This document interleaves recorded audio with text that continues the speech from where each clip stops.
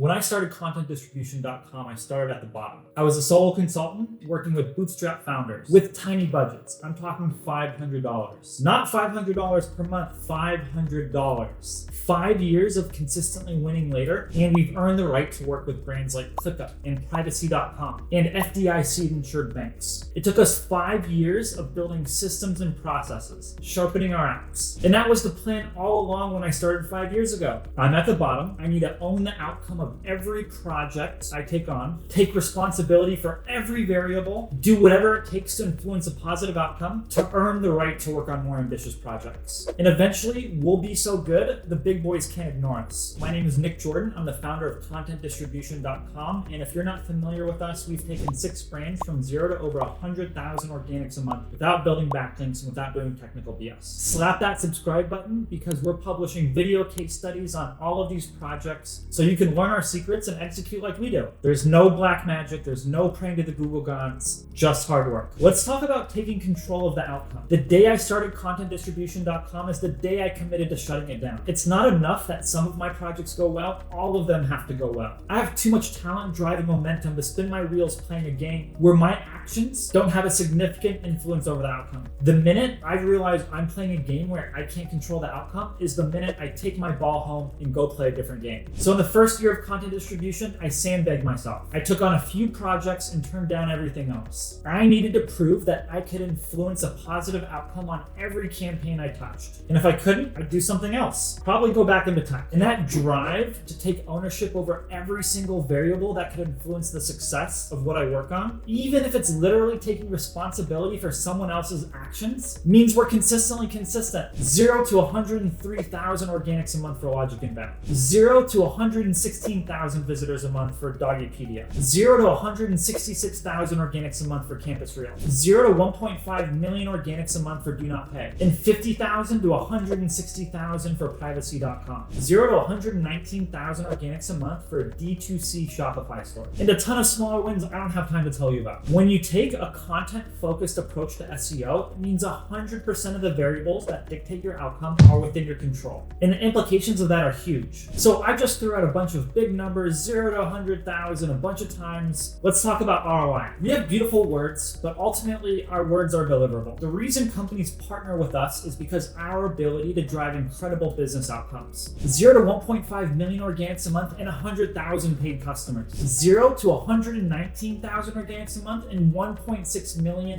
in new ARR. 0 to 166,000 organics a month and hundreds of thousands of users. Showing ROI is the #1 lever we have to retain and scale campaigns. So we treat SEO as closely to paid media as possible, and we'll work with you to attribute every dollar generated to the specific pages that we influenced. A great SEO campaign for a flower shop in Seattle can influence tens of thousands of dollars in revenue. A great SEO campaign for Airbnb can influence hundreds of millions of dollars in revenue. And a great SEO campaign for Amazon can influence billions of dollars in revenue. So we built an SEO ROI calculator to forecast campaign outcomes. So we spend our time with the companies where we can generate the most impact. 5 years ago when I started CD, I made a decision. We were not going to work on dozens of mediocre campaigns with mediocre budgets. We're going to work with a handful of the most ambitious brands on the internet with the budget to back it up. Here's how the ROI calculator works. The total monthly search volume is generated from your keyword research on Ahrefs or SEMrush. The click-through rate from a search to your website is calculated using Brian Dean's CTR study. The conversion rate, average order value, and LTV is calculated using internal data from your company. And after you put in realistic numbers, ratchet all the numbers down. Search volume is lower than expected. Average ranking in CTR is lower than expected. Conversion rate is lower than expected. AOV is lower than expected, and LTV is lower than expected. You still have a positive ROI of at least 3x ROAS? Great, that's a good campaign. Because when we crush it, we're shooting for 10x. Now, if you're not familiar with ROAS, it means return on ad spend. And because we try and treat SEO as closely to paid media as possible, we also use that word. The projects we primarily work on are SaaS companies. Because before starting contentdistribution.com, I spent my entire career in early stage SaaS companies. Starting in my early 20s when I dropped out of university to build my first SaaS. Tonight's outfit helped people make better fashion choices. It was pre-smartphone. Honestly, it was a dumb idea and it had 0 product founder fit.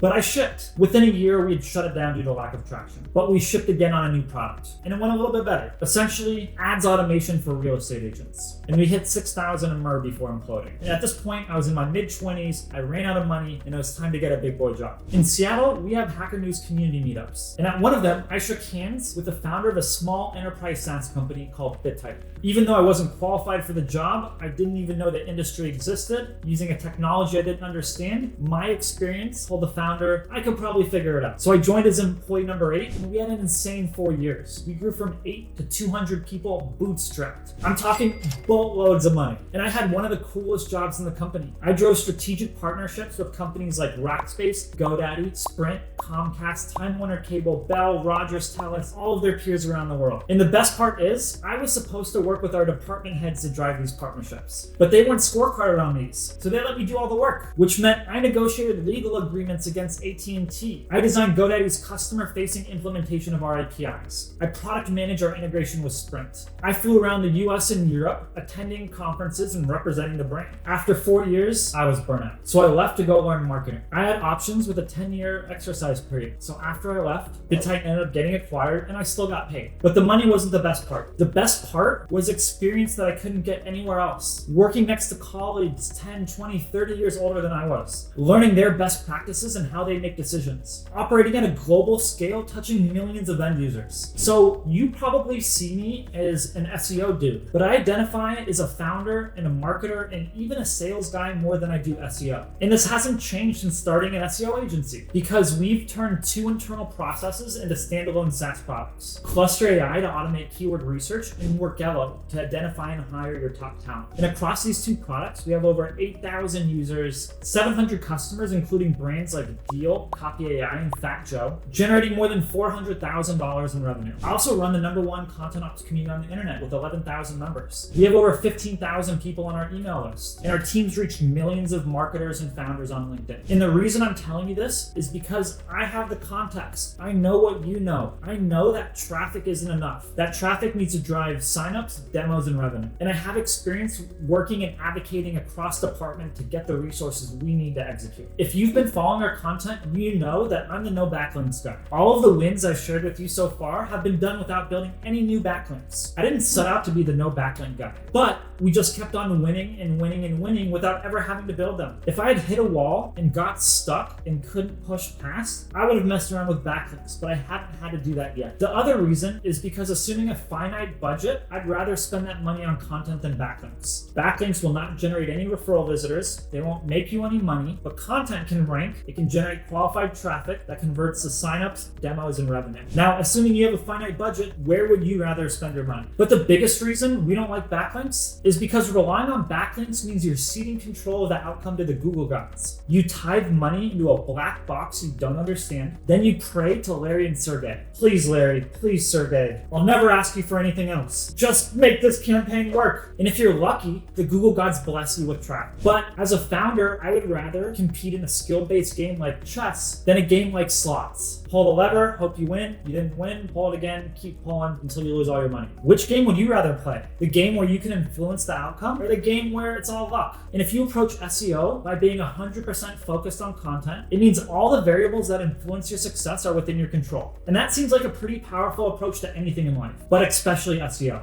Naval says, play long-term games with long-term people. All returns in life, whether in wealth, relationships, or knowledge, come from compound interest. And this is why we don't take shortcuts. Because regardless of how well your SEO campaign goes in the first year, 95% of the value from that SEO campaign is going to happen after the first year. Let's break it down with math. A hypothetical company has a hypothetical growth rate. In year 1, they grow to 100,000 organics a month. In year 2, they grow to almost 400,000 organics a month. So in this hypothetical example, in year 1, they generate about 492,000 visitors on their way to 100,000 organics a month. But in year 2, on their way to 400,000 organics a month, they generate 3.2 million visitors, which means year 1 is 15% of the traffic they generate in year 2, even though year 1 was really good. Let me repeat that. Even if we crush it and we take you to 100,000 organics a month in year 1, 10x more value is created after year 1. And this is why we don't use AI, hacks, or shortcuts, because we're playing long-term games with long-term people. So many SEOs treat Google like the enemy. Their strategy is focused on tricking Google into sending them traffic they don't deserve. But we think the most lucrative SEO outcomes are by aligning with Google. Our approach to winning big is simple. For every page of content we publish, we want to be the highest quality, most relevant page Google could show. And this strategy works incredibly well. Let me show you an analysis I did. It's of the biggest websites in the pet space. Domain, estimated traffic, DR, number of pages, and traffic generated per month per page. And this is calculated by dividing the estimated traffic by the number of pages on the website. And it measures how efficient an SEO campaign is. Page for page, how much traffic do you generate? Now the last website on that list is Doggypedia. That's my website. I built that. And despite being a DR9, it generated over 100,000 organics a month. Now on a per page level, on average, Doggypedia generates 570 visitors per page per month. That's 3 times more than Certipet, a DR60. And it's about 3 times more than Pet Helpful, a DR70. And about 2.5 times more than Dog Breed Info, a DR74. Despite Doggypedia having almost no backlinks compared to the biggest players in the space. Doggypedia outperformed them. If you want to know exactly how I did it, go check out the Doggypedia case study video. After you watch it, if you have any questions, jump in our community,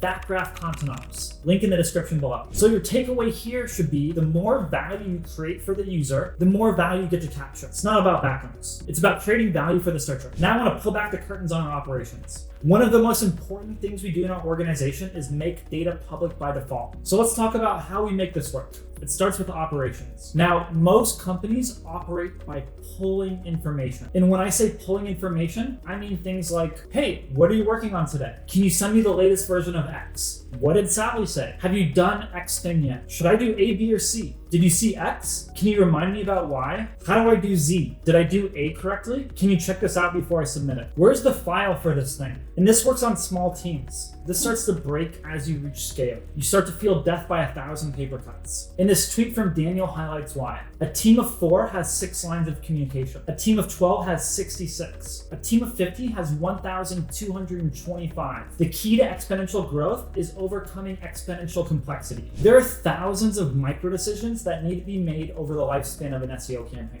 And on day 1 as a freelancer, when I was just getting content distribution off the ground, I knew that the only way I was going to meet my goals is if I could build a team that could execute as good or better than I could myself. So over the last 5 years, we've thought a lot about what context does my team need? When do they need it? And how do I deliver it? So my team is empowered to make the right decision consistently. And there are a couple areas I think that our team punches above our weight class. And we execute as good or better than companies much bigger than ours. These are things like making data public by default, documentation, meeting recaps, sprint planning, automated notifications, reporting, and access control. So let's start with documentation. Creating a culture of documentation is a lot of work, but it's the only way to enable people without your experiences to execute as good or better than you could yourself consistently. And we've built a really strong culture of documentation. And today we have over 1,000 knowledge base articles contributed to by dozens of members of our team. Here's some examples. We have onboarding documentation for new team members. We have step-by-step guides to kick off new projects. Our keyword research process is documented. We have documentation on how to manage your sprint and editing guidelines. Literally everything is documented, and that enables my team to execute as good or better than I could myself, and to be consistent across the areas that require consistency. All of this allows us to drive successful outcomes again and again and again and again. Meeting recaps. I've never worked in a company where someone would send a recap of what was discussed in a meeting, but in CD, our team sends dozens of meeting recaps a week. They're structured so they're easy to read. They contain everything that was discussed during the meeting, action items called out with an owner and due dates, and it's sent to everyone who might be interested, even if they didn't attend the meeting. And the reason is, back in 2012 when I joined BitTitan, I was basically signing up for working in an industry I didn't know existed, using a technology I didn't understand, through a sales channel I didn't have any experience in a role that I wasn't qualified for. My first month at BitTitan I spent in the office, and on day 31 I went on a month-long conference circuit with the CEO to Austin, Vegas, and Toronto. Drinking from a fire hose is an understatement, and the only way I survived was through meeting recaps. Every meeting I took, I was typing the entire time. And over the 4 years, I became really comfortable in my role, but I never stopped taking meeting notes. On average, it took 9 months to negotiate each one of my partnerships. After the deal was signed, it took another 9 months to go to market and start selling. There was half a dozen stakeholders in our organization, and at least the same number in the partner org. The only way I could manage dozens of multi-year long projects with dozens of stakeholders is through meeting recaps. And I brought that habit to content distribution, and I built a culture of meeting recaps recaps here. Every time 2 or more people jump in a Zoom call, they send a meeting recap to anyone that's relevant. In between client meetings, editing meetings, PM meetings, hiring meetings, our department heads and I receive at least a dozen meeting recaps a week. And this is huge. This enables our team to work async. We don't have to attend every meeting. We can read the meeting recaps on our own time, and we can jump in with thoughts or questions and contribute to the conversation without having actually gone to the meeting itself. I've never worked in an organization that's done this, and after 5 years, I have no idea how organizations that don't do this manage to get anything done. Next, let's talk about sprints. Our team's work is organized into 2-week sprints managed in Airtable. Each sprint item has a status, a due date, an owner, a QA'er, and links to relevant resources. So let's talk about making data public by default through automated notifications. We push data from Airtable and Slide and all of the apps we use into Slack. So instead of asking, hey, what are you working on? Or where's this file? Or did you do this thing yet? Our team leads can check the notifications sprint channel, or the notifications content calendar channel, or the notifications PTO channel, or the notifications hiring channel. And each notification is hyperlinked. So anyone in the channel can click the link to see metadata like due dates, notes, and links to any working documents. And this cuts down the, hey, what are you working on by 95%. And we use all this historical data to create some really awesome reports. Basically, we push the data from Airtable into Google Data Studio, and we can slice the data all up by project, by person, by team, however we want to see it. Now let's talk about access control. We use 89 different third-party apps to manage things like communication and collaboration, content production, finances, hosting our SaaS apps, marketing, sales, and support. And we track every single app, how much it costs, when it renews, and who has access to it. And if someone needs access to a new app, they submit a request. All of these things add up. You might think this is hard work, but doing hard work is a moat. And it's the only way to make what we do possible. So we just covered our operations. Let's talk about our team. Over the last 5 years, our team has spent thousands of hours reviewing more than 10,000 candidates that are interested in working with us because of my belief in 2 things. My success is dependent on building and enabling a team to execute as good or better than I could myself. And the number one decision that I'll make as a founder is who we decide to hire, because after that first decision, everything else is either easy, hard, or impossible. So what does that look like in practice? You don't hire based off of portfolio or CV or work experience or past employers or interview skills. We test all of our applicants on the job we've done, whether it's writing, editing, SEO, or anything else. Most of our hiring workflows have a 2-step skills testing process, a 20 to 30 minute unpaid skills test, and for the folks that pass, they're invited to a much longer paid skills test. And we evaluate approximately 300 applicants and 100 tests for every person we hire. Once we attract great people, we do everything in our power to keep them happy and motivated. Between holidays and PTO, our team has 38 days of paid leave every year. And as an American, it kind of feels like everyone is always on holiday. But as a founder, it means I've built an organization that doesn't rely on any given person to be at work to get things done. Our team can take the time they need when they need it, and everything continues forward without missing deadlines or superhuman feats of grind. Some of the other benefits we're proud of is a stipend for private health insurance, 3 months of paid maternity or paternity leave for team members with 2+ years of tenure, and overtime is compensated with PTO or cash bonuses. But we're not stopping here. Here are some of the other benefits we're considering rolling out. A home office equipment stipend so people can organize their workspace in the way that they like, virtual credit cards for Uber Eats and Globo, and a health insurance stipend for our team's aging parents. Now, I can't promise I'll roll these things out, but this is the things that I'm thinking about every single day. How do I attract and retain the most talented people I can find? So we've covered operations, we've covered our team. Let's talk about project delivery, starting with KPIs. The 3 big revenue milestones in an SEO campaign are paying back the monthly SEO spend, paying back the total campaign spend a date, aka a 1x ROAS, and then hitting a 5x ROAS or above, which means for every dollar spent, the campaign brings in $5. But it takes time to get here, and I need to know whether I'm on track to get there eventually. So I developed a set of KPIs that allow me to know if the campaign is off track within 60 days. Today, I use these KPIs to hold my team accountable. And when I give them to you, you can now use these KPIs to hold your SEO accountable, whether it's us or someone else. It starts with, are we doing good work? That means the content's good, we're organized, we're thorough, we're comprehensive. After we start publishing, we should see impressions begin to increase week over week. And this is important because impressions are a leading indicator of clicks. If impressions don't come, your clicks won't come either. And we expect impressions to increase week over week most weeks. Not every week, but about 6 or 7 out of 10 weeks, we should hit a new all-time high. Once impressions are exploding, now we're paying attention to clicks because clicks is a leading indicator to revenue. And once we publish about 30 to 50 pages, our expectation is that traffic increases week over week most weeks. Again, again, not every week, but 6 or 7 out of 10 weeks, we should hit a new all-time high in traffic. And once our traffic is consistently increasing week over week, most weeks, it's time to start focusing on revenue KPIs like signups, demos, and money. And what we want to see is that revenue KPIs increase linearly with traffic. An on-track campaign is constantly hitting new all-time highs across all these metrics. And my red line is 8 weeks. If impressions are flat for 8 weeks, if clicks are flat for 8 weeks, if revenue's flat for 8 weeks, the campaign is off track and it's time to iterate. Now, these are the campaign KPIs that we hold ourselves accountable to, but everyone wants a forecast. Hey Nick, before we begin working together, what's your forecast? When are we gonna hit X traffic by Y date? And this is a whole lot harder because every page of content we publish can rank for hundreds of keywords. Each of those keywords has its own unique search volume. Each of those keywords has its own difficulty level, and all of them move independently of one another. But to top it all off, before the campaign, we don't know what our content calendar looks like. Are we prioritizing bottom of the funnel with low search volume but high revenue potential? Or are we prioritizing middle of the funnel with higher search volume and lower revenue? Are we publishing the pages with 10,000 a month potential in month 1 or month 2? We just don't have enough information at the beginning. But we can start making educated guesses at about month 4 or 5, once we've accumulated enough data on our growth rate. Here's some actual projects we're actively working on right now. The first project we started publishing in early 2023. And you can see that we've hit new all-time highs in impressions and clicks almost every single week. Not every week, but most weeks. Here's another one. We started publishing in about June 2023. And again, you can see that we hit all-time highs in impressions and clicks most weeks, but not every week. Finally, here's a third one. We just clicked it off. We're zoomed in at the beginning. You see initial variability, but once we publish that 30 to 50th page, impressions and clicks start increasing week over week, most weeks. If your graph doesn't look like this, come talk to us. Now, we work with a handful of brands like ClickUp, Privacy.com, FDIC insured banks, and these guys have mega ambition and mega budgets. Most businesses just simply aren't ClickUp. So I have to turn down about 98% of the opportunities I talk to. 2 years ago, we started helping companies build in-house content teams. Basically, our processes, systems, automations, and SOPs, plus their staff. And it's worked crazy good. So now that you know the KPIs that you're going to hold us accountable to, let's kick off this project. And it starts with knowledge transfer. During the knowledge transfer process, we capture all of your strong thoughts and opinions about the industry, your company, why customers love you, your product, your features, your messaging, positioning, brand voice, literally everything. And we use this information to create what we call enablement documentation, because it enables our team to create content like they have direct access to your stakeholders' brains. Some of the other documentation that we're creating in this process is who the stakeholders are. It sounds simple, but most people don't do it. We also create and deliver a timeline of next steps. Who owns what? When is it due by? This public timeline means you can hold us accountable to meeting deadlines. So once we've captured your strong thoughts and opinions about your customer, your industry, and your brand, it's time to start building the content calendar. From a high level, the process looks like this. We're going to build a list of keywords that your audience is using across the funnel. We're going to group those keywords into discrete topics, and we're going to work with you to prioritize the content calendar. This could be based off of search volume, difficulty, revenue potential, or a mix of all of the above. And once we understand what we're writing about, it's time to create the next set of enablement documentation. We call this document the content series template, and it has everything that you told us in it. So we can hold our team accountable to everything that you've said. After the content series template is approved, it's time to start writing. Regardless of how thorough you were in the knowledge transfer and documentation process, once you start seeing words on paper, you're going to have more feedback. And whatever feedback that you give us on content, we're not only fixing in the content in all articles currently in production, but we're updating our enablement documentation and treating it as a living, breathing document that we'll use to screen all content against before we pass it to you. And what this means is that you only have to give us feedback about something once. We'll never make that same mistake again. And you can hold us to that. Which means over the course of 10 to 30 pages of content, you're going to have a lot of feedback, but it's going to very quickly transition to, looks good, folks. I'll see you next week. And all of our content goes through a very thorough content production process that includes 2 rounds of feedback and 2 rounds of QA before you see it. The next campaign deliverable outside of content is technical SEO. Technical SEO is only impactful when you have a lot of content. Spending 10 hours fixing site speed on a 30-page website has almost zero leverage, but spending that same 10 hours on a 500-page website has huge amounts of leverage, and an enormous amount of leverage on a 10,000-page website. Chances are your company has closer to 30 pages than 500 pages. So the most impactful thing we can do is spin up that content engine. We also want to create as much impact as possible before asking your dev team to do stuff. Dev resources are the most precious resources in an organization. We want to earn the right to place items on the roadmap and not fill it up with a bunch of low-value activities that won't move the needle. handle. A lot of these technical issues we can fix on our own, but once a dev is required, we'll project manage your developers and QA their work to ensure it's implemented correctly. Let's talk about communication. Every week, we're going to meet to discuss KPIs, action items, and Q&A. Before every meeting we have together, we're going to send you a pre-meeting agenda. This is your chance to add anything you'd like. And after each meeting, we'll send you a meeting recap with action items, owners, and due dates. We'll provide you with monthly reports and quarterly reports. Anything else you need to advocate internally to get the resources we need to execute. Sounds awesome, right? There's 3 ways we can work together. The first is sign up for our SaaS. Cluster AI to automate your keyword research and Workello to identify and hire the top 1% of your applicants. The second is Content Ops Consultant. Our SOPs, systems, automations, and processes plus your staff. You execute our playbooks. Finally, for category leaders and future category leaders, we'll do everything. All you need to do is sit back, relax, and take the credit. And if you don't want to work with us and you just want more free info, check out our other video case studies. Subscribe to our channel. Join the #1 Content Ops community with 11,000 members. And drop a comment below with any questions. That's it. That's all I got. See you online.